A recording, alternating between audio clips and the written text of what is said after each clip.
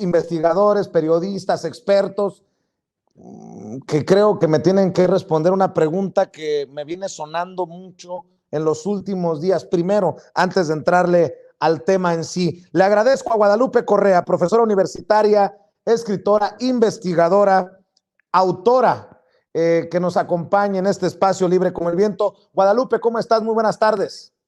Muy buenas tardes. ¿Cómo te encuentras, Vicente? Muy contenta de estar en tu programa. Muchas gracias. Gracias. Y saludo nuevamente al doctor Ángel Valderas Puga, especialista en petróleo y energía y miembro de esta familia Sin Censura. Doctor, ¿cómo te va? Muy buenas tardes, Vicente. Espero que me escuches. Sí, te Saludos escuchamos. cordiales. Gusto en compartir mesa otra vez con Guadalupe Correa. Saludos, Guadalupe. Igualmente, igualmente. Déjenme preguntar para empezar.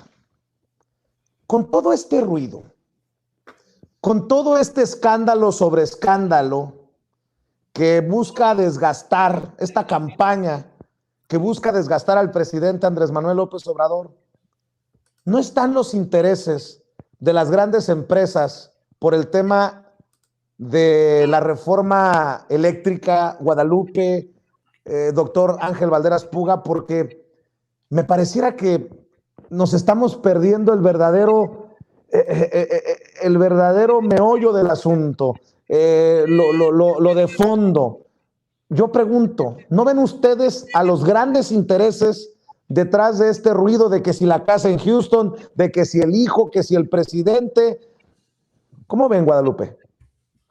Absolutamente. Creo que estamos en un momento histórico en el país y definitivamente pareciera ser que hay una campaña orquestada, bien financiada, bien coordinada entre pues ciertos grupos de interés que todos van juntos luchando por el mismo interés y que al final obviamente tienen el respaldo de diferentes maneras. Escuché el programa, bueno, el segmento pasado de Mexicanos contra la Corrupción.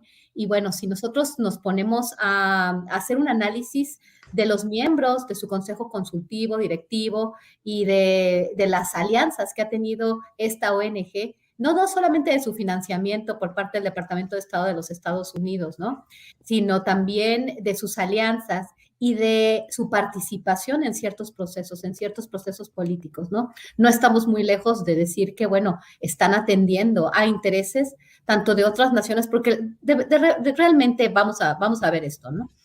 Todos estos grupos responden a los intereses empresariales mexicanos. Los intereses empresariales mexicanos crean sus ONGs, y además de todo, pues financian ciertas campañas en redes sociales. Lo hemos visto con la cuestión de Loret, con la cuestión de los hijos del presidente, y en este momento se está discutiendo algo fundamental. Y bueno, también quiero decir qué tan fundamental es, porque en todo este espacio de Todos Somos Loret y una serie de cuestiones sin sentido, y sin censura, porque deberían estar censuradas algunas de estas cuestiones, por diferentes, no por la libertad de expresión, pero digo, estos actos. ¿Por qué? ¿Qué fue lo que pasó en la aprobación de la reforma del 2013? Y esto es muy importante. Hay alegatos, hay declaraciones de un expresidente, entre todas ellas, de un expresidente de Petróleos Mexicanos, que argumenta en una negociación para traerlo a México y reducir la condena. Estoy hablando de Emilio Lozoya Austin, de supuestamente que hubo sobornos a legisladores para que apoyaran de manera más satisfactoria, porque muchos de ellos llevan a votar a favor, pero no era muy difícil, como él es muy difícil al presidente, lograr esta mayoría. Entonces, hay alegatos muy delicados y tan delicados, porque lo que está ahorita en juego es el sector eléctrico en México. Y de hecho, de esto hemos hablado mucho. Creo que Ángel ha hablado muchísimo con muchos datos técnicos y bueno, y la cuestión social, la cuestión de los beneficios que se le ha dado a estas empresas también se ha tocado. Pero aquí hay algo todavía de mucho más fondo. Y tiene que ver con Ricky Riquín Canallín, con Ricardo Anaya, que un día me habló, que un día dijo que yo decía fregaderas. Pues las fregaderas se dicen en otro espacio. El señor, cada vez que tiene una intervención, habla de la necesidad de generar las energías renovables, cuando él y todos estos otros actores apoyaron al sector de las no renovables, del gas y el petróleo, como muchas empresas a las cuales representan. El día de hoy, les voy a comentar esto porque es muy importante y va vinculado a lo que quiero decir de Ricky Riquín Canallín o Ricardo Anaya, más bien, Ricardo Anaya alias Ricky Riquín Canallín. Es algo importante porque si la reforma energética del año 2013 se aprobó con actos de corrupción y sobornos, no a una o dos personas, que quizás fuera un caso aparte, sino si se prueba, si la fiscalía puede llegar a probar, si de acuerdo a lo que dijo Lozoya podemos ver un patrón de otorgamiento de sobornos, o sea, actos de corrupción para avanzar una iniciativa que además de todo benefició intereses transnacionales de intereses transnacionales en el sector de la energía en general, no solamente el sector eléctrico, pero aquí estamos hablando de la energía en general. Si esto pasó, yo creo que deberíamos iniciar una discusión con relación a toda la reforma del 2013, porque sería inválida. Y deberíamos de discutirla esto de una forma mucho más seria. Creo que primero tiene que avanzar la reforma al sector eléctrico, pero no podemos perder de vista lo que sucedió. El día de hoy aparece una noticia en la revista Proceso que a mí me llamó mucho la atención. Dice que el señor empleado de la empresa transnacional Shell de México, Alberto de la Fuente, dice lo siguiente. En el marco de medio ambiente, Agenda 2030 y cambio climático, porque ahora todos los grandes capitalistas como la familia Rockefeller o Shell mismo, que se dedicaba al gas y el petróleo, pero ahora están muy consternados por las energías limpias. La energía de reforma eléctrica es un par de zapatos que le quedaría muy chico a la economía mexicana. Con unos zapatos que aprietan no podemos caminar hacia el futuro. Y entonces él sigue avanzando esta idea de que México no va a poder cumplir con los acuerdos internacionales de dar energías limpias. ¿Y quién está planteando eso? Las mismas empresas que van a recibir subsidios en Estados Unidos con su marco del Build Back Better o el nuevo acuerdo verde. ¿Cómo es posible que Shell, cómo es posible que todas las empresas de la familia Rockefeller que vendió Exxon y que ahora se dedica a producir energía eólica o energía solar, ahora estén hablando de energías limpias, cuando no son tan limpias y cuando de aquí a varios años van a poder hacer esta transformación? Ellos van a avanzar y van a dejar a la región y a los países desarrollados mucho más dependientes que antes. Entonces, no solamente estamos hablando de la reforma del sector eléctrico y los dimes y diretes. ¿Por qué crees que son los dimes y diretes? ¿Por qué están teniendo una campaña aparentemente tan efectiva, pero sí que hace mucho ruido, sí que llama mucho a la opinión pública? Porque detrás de lo que está sucediendo, detrás de la no aparición de Ricardo Anaya, cuando tenía que presentarse el día de ayer y ahorita es prófugo de la justicia, existe todo un andamiaje de intereses que si se pueden probar, que si se pueden develar, nos pueden inclusive hacer cuestionar de manera fundamental la reforma energética del año 2013 y quizás reformarla, renegociarla o cancelarla en su totalidad. Hasta ahí podemos llegar y es algo muy importante considerar. Claro, yo soy muy mal pensado, ya me conoces, Ángel, pero yo decía, cuando estamos conociendo a muchos que están detrás de bambalinas, cuando están exhibiendo a muchos de estos personajes con intereses en empresas extranjeras, cuando se exhibe al Diablo Fernández, al dueño de FEMSA, y esto de que los Oxxo no pagan lo que paga una familia de trabajadores de a pie en México, ¡pum! El escándalo, como para desviar la atención. Así lo entiendo yo. Te escucho con tus opiniones, con tus reflexiones, Ángel.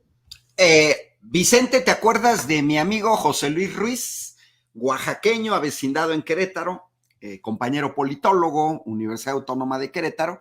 Y lo que comenté una vez en tu programa, los patos están sacando las cabezas, el Parlamento abierto, el debate sobre el sector energético nacional en estos momentos ha obligado a muchos patitos a sacar su cabecita. Lo dijiste muy bien, tras bambalinas, operando por detrás, operando a través de ejercicios fachada, operando por medio de sus peones, porque eso es lo que son, peones. Y hoy en día tienen que dar la cara. Basta que veamos quiénes han ido al Parlamento Abierto a hablar en contra de una iniciativa nacionalista del sector eléctrico. Bueno, pues yo ya te había comentado, por ejemplo, que es sorprendente, y yo creo que hay que repetirlo varias veces, Vicente, de dos ejemplos, ¿no? Uno, por un lado, tenemos a la AME, Asociación Mexicana de Energía. Mexicana de energía, constituida por 17 empresas, de las cuales 15 son extranjeras. De mexicana esa asociación tiene lo que yo tengo de chino mandarín. Nada. De esas 17 empresas quedan 2 mexicanas, Grupo México, que es la primera noticia que yo sepa, que se dedica al sector eléctrico, no lo sabía. Sé que está en minería, sé que tiene algunos negocios en petróleo e infraestructura. Pero se dedica a envenenar ríos como el río Sonora en el norte, ese tipo de cosas. Y luego no quiere pagar. Pero son muy ecologistas, Vicente. Envenenan ríos, no se hacen cargo, como la transnacional española Repsol en Perú, son igualitos. Envenenan, contaminan, atacan al ambiente por sus fines de lucro, pero hoy en día nos resultan ecologistas. Bueno, de esas empresas de la AME, resulta ser que 4 son españolas, 4 son norteamericanas, 2 son británicas, una es coreana, una es francesa, una es italiana. Qué chulada de organización mexicana. Y en su portal señalan que tienen capacidad instalada de más de 25,000 megavatios. Bueno, la única mexicana, que se llama EVM, tiene una capacidad instalada de mugrosos 100 megavatios, de 25,440. Es decir, Vicente, Guadalupe, un triste 0.04%. 0.04%. Y hoy Carlos Fernández Vega, en la jornada de hoy, en su columna México S.A., pues nos da otro dato de otra de estas pseudoorganizaciones, cuyos comités directivos pues están dominados por empresas extranjeras. Entonces resulta ser que en el Parlamento Abierto, ayer se presenta Alberto de la Fuente, presidente del CEEG, que sería el Consejo de Ejecutivo de Empresas Globales. Ahora sí, como dices tú, Vicente, válgame la fregada. Empresas globales mexicanas, y cuando empiezas a leer, resulta ser que Alberto de la Fuente es director general de Shell. Y luego aparece la vicepresidenta, que es de Visa México. Como vicepresidenta está la directora general de AT&T, que es ni más ni menos que Mónica Aspe, que es sobrina o hija de aquel famoso Pedro Aspe Armella, así, neoliberales de cepa. Y luego aparece ni más ni menos que British Petroleum, General Motors, Honeywell, Manpower, Nestlé, PepsiCo. O sea, digo, ni la burla perdonan estos consejos de empresas globales, man, que nada tienen que ver con México. Recordemos que British Petroleum se habría ido a la quiebra si el gobierno de Estados Unidos le exige pagar la indemnización por el gran desastre ecológico en las costas de Nueva Orleans. British Petroleum se hubiera ido a la quiebra si lo hubieran obligado a pagar el desastre que hizo. Entonces, con Guadalupe, lo que hemos venido comentando, lo que comentamos el martes pasado, es una soberana vacilada. Pero regreso a mi amigo José Luis Ruiz. Ahí están los patos, los patitos, las patitas que sacaron la cabeza y hoy nos vienen a hablar, vienen a pontificar desde una serie de empresas fachada que pareciera ser que no, wow, son los non plus ultra. Mira, hoy en la mañana, por ejemplo, estuvo Sergio Sugasti de una empresa que se llama Sugastec Wind Energy. Yo jamás la había oído hablar. Sugastec Wind Energy. Y lo presentaron en su currículum como empresa líder en proyectos eólicos. Por favor, la energía eólica comienza a desarrollarse para generar energía eléctrica ya de manera masiva en 1983 en Dinamarca. Estamos hablando de hace 37 años, Vicente. Y salen estas empresas que nunca nadie jamás ha oído hablar y se presentan como líderes. Mira, si esta empresa que está en Puebla, que forma parte del clúster energético de Puebla, fuera realmente una empresa líder, ya la estuviéramos viendo vendiéndole aerogeneradores e instalando parques eólicos en Canadá, en Estados Unidos, en Timbuktu, en el Reino Unido, en Noruega, en Dinamarca. Pero mira, yo creo que en su casa lo conocen. ¿Qué sucede en realidad con estas empresas? Pues es igualito que este Consejo de Empresas Globales o que esta Asociación Mexicana de Energía. Mandan a sus empleados a dar la cara, a que ellos sean los que van a defender los intereses extranjeros. Y termino este comentario para no acaparar el tiempo.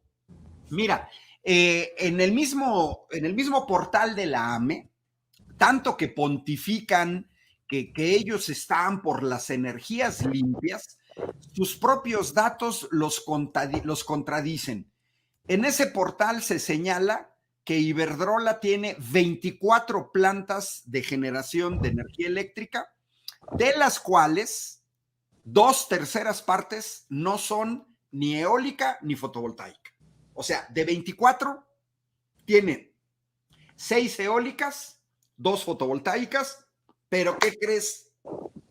Tiene 16 de ciclo combinado. Y en ese mismo portal, cuando vamos a ver a Mitsui, que está también ahí, pues resulta ser que son 5 plantas de ciclo combinado. 0 eólicas, 0 fotovoltaicas.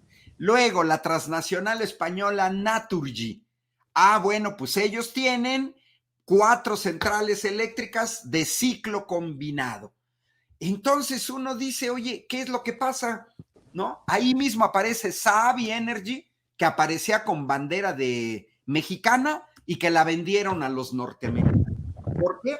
Porque el esquema para estas pseudoempresas mexicanas, fachada, en realidad consiste en cabildear, en obtener contratos, no tienen la capacidad técnica de llevarlos a cabo, no invierten en ciencia y tecnología, no invierten en paneles fotovoltaicos propios, no invierten en aerogeneradores propios, y entonces, pasado un tiempo, entregan esas plantas de esas empresas fachadas a sus verdaderos dueños, que desde el principio eran los dueños. Y así Savi terminó en manos de una empresa norteamericana porque simplemente la vendieron. Así de sencillo. Entonces, ese es ¿cómo se llama? El esquema que hacen para que estas empresas aparentemente mexicanas, en realidad, como comentaste al inicio, pues están sirviendo intereses extranjeros. Y si tú sirves a intereses extranjeros, eres traidor a la patria. Aquí en China y en Estados Unidos y en Alemania, el que sirve intereses extranjeros es traidor a la patria. Muy bien. Y